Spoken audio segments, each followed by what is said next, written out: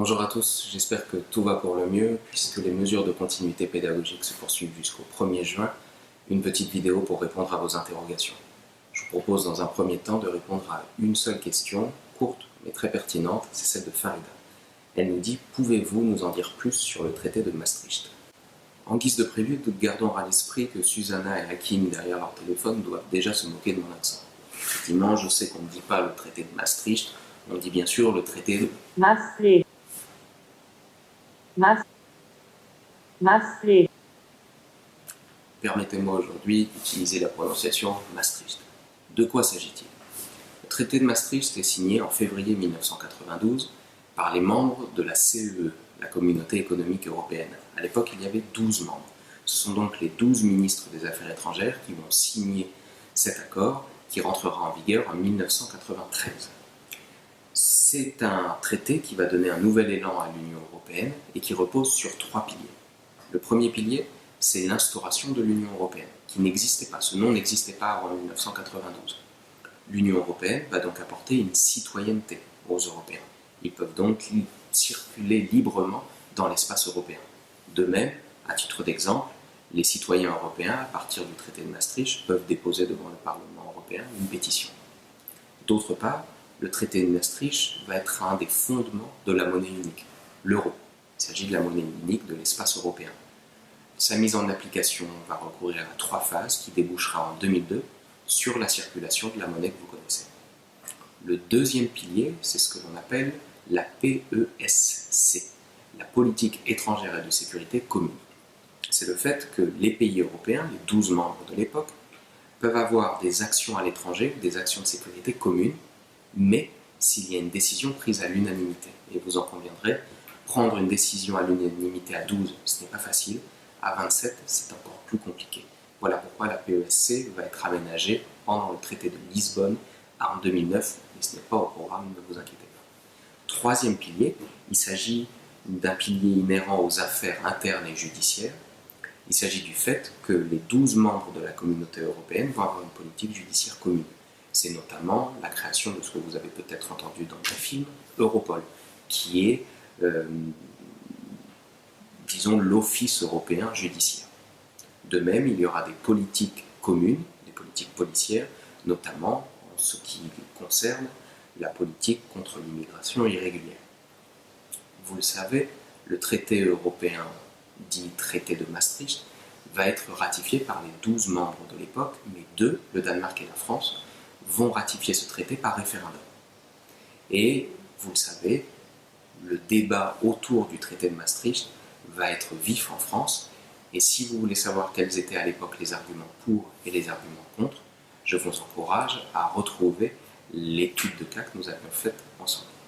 Pour aller plus loin dans l'étude du traité de Maastricht, je vous propose de l'étudier dans les circonstances du brevet.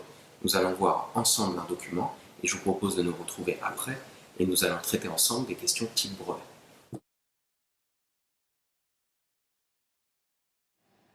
L'Union européenne représente, à mes yeux, un immense projet, l'un des plus ambitieux que nous ayons connus.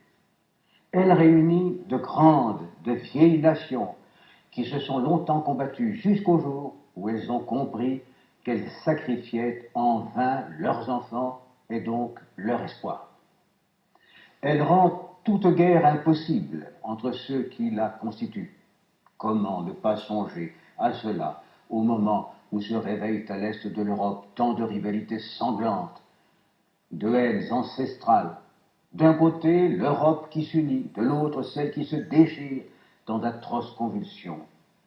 On comprend pourquoi, partout sur notre continent, il n'est pas de peuple qui ne rêve de nous rejoindre et d'appartenir le plus tôt possible à notre communauté.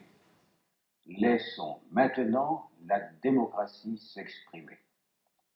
Je remarquerai seulement qu'une Europe unie, comme vous le propose le traité que je vous demande d'adopter, sera seule en mesure, avec une monnaie, une banque centrale et un marché unique, de faire front devant la puissance économique que représentent des pays extérieurs à notre continent, comme les États-Unis d'Amérique et le Japon.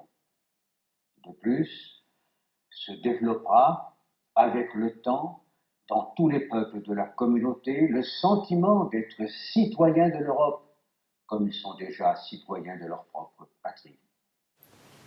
Il s'agissait donc d'une vidéo, mais vous savez qu'il est très peu probable le jour du brevet que vous vous retrouviez à étudier une vidéo. Donc je vous propose d'étudier sa retranscription que vous trouverez dans le fil WhatsApp sous mon message. Première question qui pourrait nous être posée sur ce type de document. Présenter le document. Vous savez, quand on nous demande de présenter le document, il faut pouvoir présenter l'auteur, la date, la nature, le destinataire et le sujet. Quelle est la nature de ce document? C'est une vidéo, mais il s'agit en fait de la retranscription d'une allocution télévisée. Allocution télévisée du président de la République de l'époque, François Mitterrand, qui a été président de la France de 1981 à 1995. Cette allocution télévisée est destinée à tous les citoyens français et a pour objet la présentation d'un référendum dans les semaines à venir sur le traité de Maastricht. La date de cette allocution est le 1er juillet 1992. Deuxième question. Pourquoi l'Union européenne est-elle une réussite selon François Mitterrand? Vous savez comment fonctionnent les questions au brevet, elles doivent apporter des réponses avec des citations. Donc toutes les réponses que je vais vous apporter doivent normalement bénéficier de citations pour illustrer les propos. Selon François Mitterrand, l'Union européenne est pour l'instant une réussite car elle est garante de paix. N'oubliez pas que la génération de François Mitterrand a connu une guerre mondiale, au XXe siècle l'Europe a connu 2 guerres mondiales, et depuis la CEE, l'Europe a été épargnée et vit en paix. Troisième question. Quelle avancée dans la construction européenne François Mitterrand attend-il du traité de Maastricht? François Mitterrand attend une chose, que l'Europe soit capable de devenir une force économique pour être en mesure de faire face aux 2 grandes puissances de l'époque, les États-Unis et le Japon. Si jamais cette allocution télévisée avait été faite aujourd'hui, nous aurions davantage parlé des États-Unis et de la Chine. Quatrième question. Les peuples qui rêvent de nous rejoindre, dont parle François Mitterrand, ont-ils adhéré à l'Union européenne? Il faudrait répondre à cette question en 2 temps. D'abord dire qui sont ces peuples qui rêvent de rejoindre l'Union européenne en 1992 pour François Mitterrand. Il s'agit bien sûr des pays d'Europe de l'Est qui viennent de quitter le joug de l'URSS qui s'est effondré en 1991. Ces pays d'Europe de l'Est ont rejoint l'Union européenne lors de la 5e phase d'élargissement de l'organisation en 2004, tels que l'Estonie, la Lettonie, la Lituanie ou la Pologne.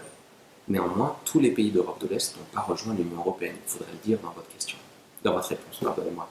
Il s'agit de l'Ukraine, par exemple, ou on pourrait aussi citer les Balkans, les pays de l'ex-Yougoslavie, où figure la Serbie. Dernière question.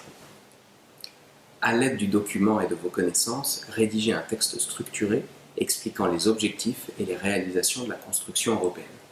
Ce que je vous propose, c'est de rédiger chez vous une réponse à cette question, de me la soumettre, et ce sera l'occasion pour moi de vous mettre une note bonus. Voici pour cette vidéo, j'espère vous revoir très vite et à bientôt.